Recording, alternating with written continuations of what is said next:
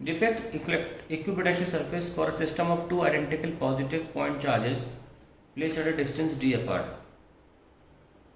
यानी कि दो चार्जेस में पॉइंट चार्जेस ऐसे, तो इनके लिए बताया था मैंने थ्योरी टीचिंग में, कॉन्सेप्ट वीडियोस में ऐसे बनाना है। तो ये सरफेसेस जो है देखो, ये दूर जाते हैं एक दूसरे से। मैं थोड़ा पास बना दी, तीन नहीं बना पाया, तीन बनाने चाहिए हमेशा। चलिए फिर बना देता हूँ, प्लस क्यू और प्लस क्यू, ठीक रहेगा। ध्यान रखना जब सेम वाला थोड़ा दूरी रख लेना अच्छी खासी।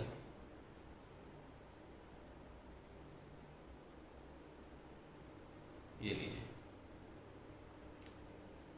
क्योंकि यहाँ बीच में ना फील्ड जो है वो कम हो रही है और सेंटर पे जाके ज़ीरो हो जाती है। तो क्या निकालना, डिफेक्ट है ईपीएस। सिर्फ ईपीएस बनाने को बोला है, और एक ओवरऑल ईपीएस भी होता है जो सबको कवर करता है इस तरह से। ये सबके लिए सेम होता है, ठीक है।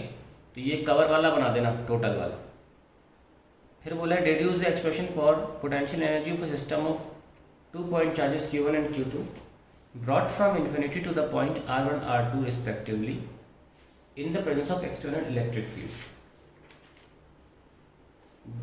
वेरी इंपॉर्टेंट क्वेश्चन, इंपॉर्टेंस के मामले में ये रैंक 1 है सारे 258 क्वेश्चंस में। ये कह रहे हैं दो चार्जेस लाने के लिए पोटेंशियल एनर्जी बता दो सिस्टम की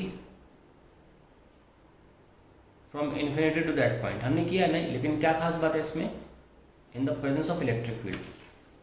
कंसेप्ट वीडियोस में मैंने आपको दो चार्जेस की कॉन्फ़िगरेशन बनाने के लिए वर्क डन निकालना सिखाया था, याद करिए।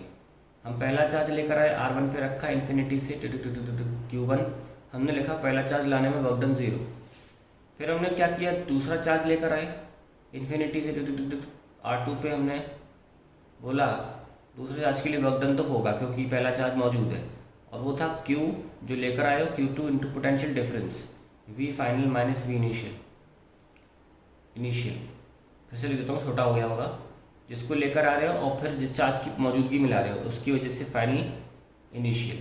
पहले मैं इसको रिकैप कर रहा हूँ, तो कितना हो गया कि Q1 फाइनली कहाँ है, इस चार्ज की दूरी पर है, R12 की दूरी पर है ना, R12 माइनस इनिशियली कहाँ था, इन्फिनिटी पे। इन्फिनिटी पे इस चार्ज की पोटेंशियल 0 होगी तो 0 लिख लीजिए।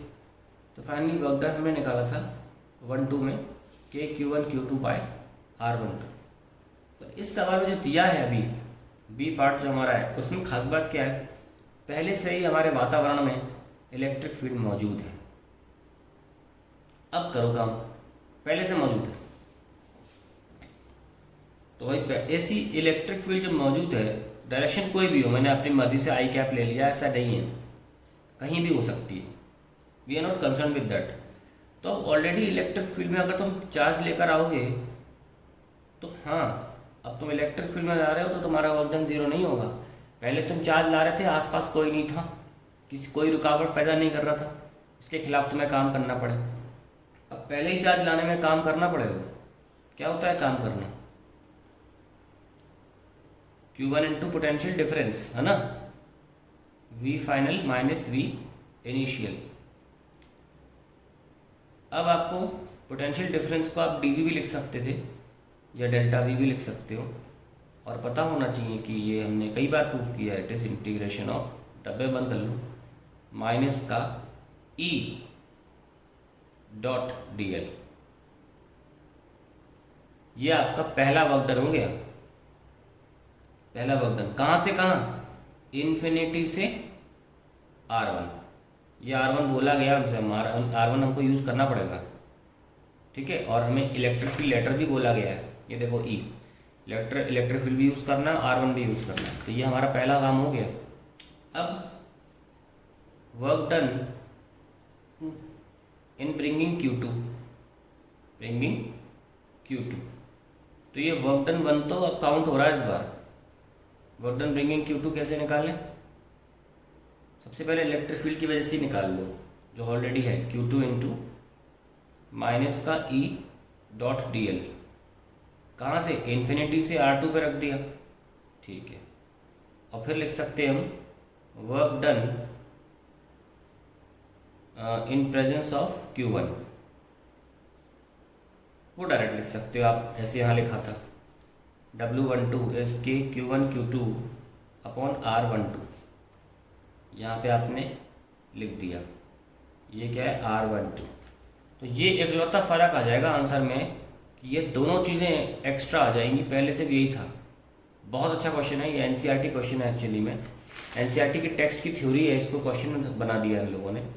तो टोटल वर्क डन जो होगा वो होगा W1 प्लस W12, है ना, और W2 भी होगा इसमें। W1 क्या था, Q1 माइनस का E dot D L infinity से R1, W2 साथ में लिख लो, माइनस का E dot D L infinity से R2, फिर प्लस के Q1 Q2 बाय R12, ये आपका फाइनल आंसर। देखिए बहुत से लोग इस क्वेश्चन को पढ़ाते वक्त क्या करते हैं, इसकी जगह पर लिख देते हैं V R1 कि R1 का पोटेंशियल क्या है, क्योंकि इसका मतलब क्या होता है, इसका मतलब होता है V final minus V initial. Finally तो पोटेंशियल R1 पे देखी जाएगी ना, और इनिशियली क्या है, इन्फिनिटी पे 0 होती है। तो इस इंटीग्रेशन से R जो E डॉट डी एल की वैल्यू होगी VR1 होगी, ठीक है, ऐसे लिख देते हैं, प्लस Q2। तो इसका मतलब होता है इन्फिनिटी से R2 E dot D L, इसका मतलब होता है पोटेंशियल, क्योंकि इन्फिनिटी पे 0 हो गई, पोटेंशियल एट R2। फिर आप लिखते हो के Q1 Q2 अपॉन R12। देखिए ये बिल्कुल सही है लिखना इस तरीके से, परंतु ये इस तरीके से एनसीईआरटी की टेक्स्ट में लिखा हुआ है। जानते हैं क्यों? क्योंकि वहाँ पे लेटर ई गिवन नहीं है, वो बस पढ़ा रहे हैं आपको। पढ़ाते में तो कुछ भी लेटर ले लो, क्वेश्चन में तो हमें वही लेटर यूज़ करने पड़ते हैं जो सवाल में दिए रहते हैं। तो इसीलिए मैंने इस टर्म को नहीं अपनाया, क्योंकि हमें ई दिया था और R1 लेटर R2 लेटर ई दिया था, हमें ई को जगह दे रही थी सोल्यूशन में।